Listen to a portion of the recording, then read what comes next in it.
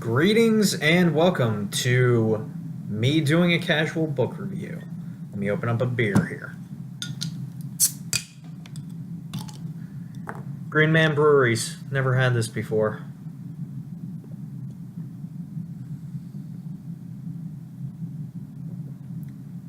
Ooh, that is quite good.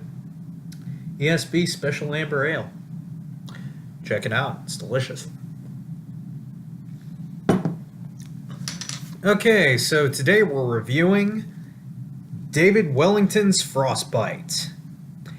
Reason I picked this up, it was $7 in my favorite used bookstore, and I love werewolf fiction. What can I say? It's schlock, but I enjoy it. Okay, to start out with, do I recommend this book? Is it good? No, it's terrible. Don't read it. At all. Let's get into why. Okay, first off, we start with the scary part in the book. This was quite promising. It begins with our protagonist. What the hell was her name? Oh yeah, Cheyenne. She's isolated in the wilderness. Night falls. There's a sudden flash flood because it's in the north of Canada, and seasons are changing, snow's melting. Anyway, she gets isolated, and things get scary because wolves exist. Let's see here. Here's a quote. She heard them howl then. She'd heard dogs howl at the moon before, but not like this. The howling went on and on and on, with new voices jumping in and following. A sound almost mournful in tone. They were talking amongst themselves, and she figured they were telling each other where to find her. Now, obviously, I didn't use the cadence that is required of that, but this book does not deserve it. Let's see here. It talks about their eyes, usual kind of crap. Anyway, they basically chase her up a tree. Now, where the hell was it that I had highlighted? Here we go. Yeah, anyway, wolves get scared off by big scary werewolf. She could see it now. There had been no moment when it went from invisible to visible, but suddenly it was down there, moving, far too close. It curled up around the around the birch like a liquid shadow, like darkness poured out on the ground. Then it stopped, its muscles coiling under the baggy skin. Shay stopped breathing. It looked up. Good start. It goes to crap after that. Okay, so obviously our protagonist gets attacked by this werewolf. She's up in this tree, and it jumps up a couple times, and on one of those instances, it digs its claw into her ankle, infecting her. She limps until she ends up finding this guy named Dozo, who's like some freaking Indian muskrat spirit in human form or something. It's retarded. Anyway, so yeah, that happens. From that point on, she actually encounters the werewolf that bit her. He's like 100 years old or something, got bit back during World War I and traveled all the way over to America. Anyway, he turns out to be the most sympathetic character in the entire book because he tells you his backstory, and it's actually interesting. Turns out that he was bit by this French noblewoman who had been alive for 300 years because people who are werewolves in this universe cannot die. Well, they die eventually, but they live for several hundred years before that, that kind of deal, regenerate from death. Anyway, but his story's actually good. He talks about how she wanted to get a mate out of him and all this kind of crap. Anyway, so after that part, you finally start to sympathize with him. Then comes the plot twist. And at this point, the book was still, it still had my attention, was still kind of interesting, even if it wasn't actually scary for those initial few chapters. yeah, the plot twist comes and turns out Shay is actually a government agent from freaking Canada down there to kill him so that the Canadian government can tap into the land and get all the oil that is apparently under there. But, can't exactly have a crew of men working on getting oil when there's a fucking werewolf running around trying to rip everybody apart. Anyway, so yeah, that plot twist actually happens. Then it goes into her backstory where it's explained that he actually killed her father in one of his animal rages. Werewolves can't control themselves when they're in their animalistic form. So, yeah. And it basically just goes into a generic action movie with a werewolf twist from here. It completely blows any potential it had. That whole plot twist happens, and I will delve further in. Her partner gets up there. There's some shenanigans about trying to bait the other werewolf in after he figures out about the betrayal. Okay, let's see here.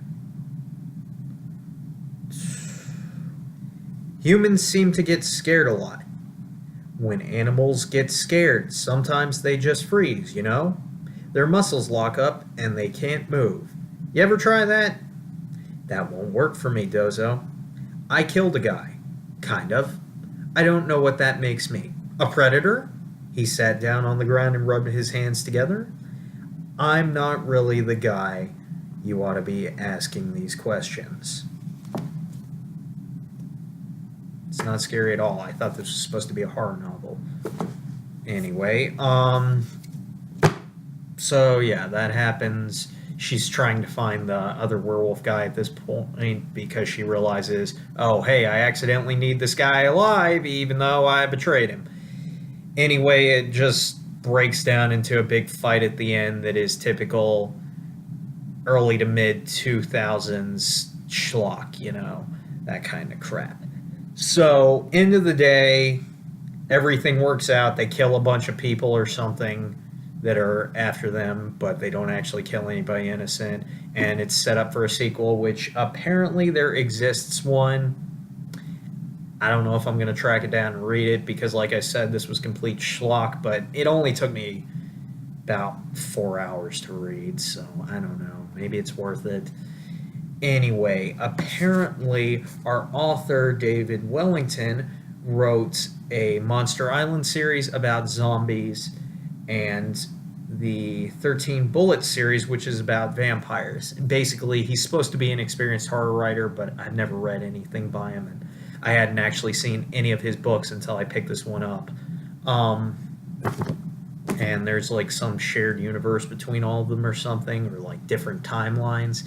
It's, I guess he's going for that comic shared thing.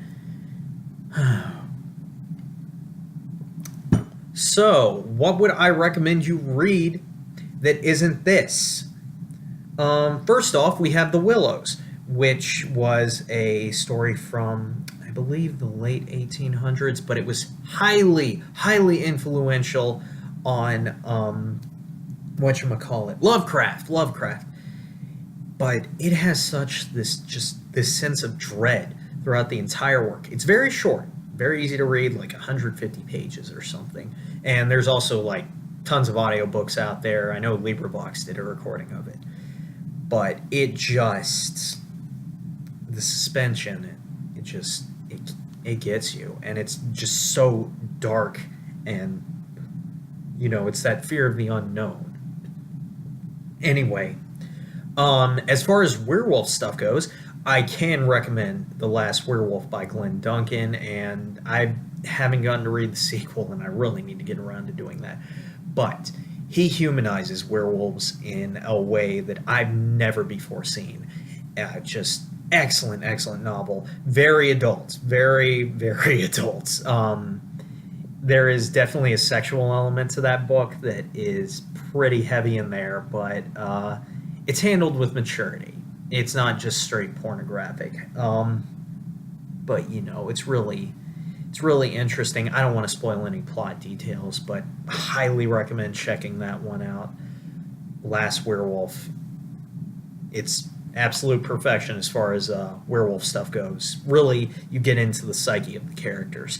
Um, and it does capture kind of this nihilistic feeling that if you're a fan of, Chuck Palahniuk, I'm terrible with pronunciation. Palahniuk.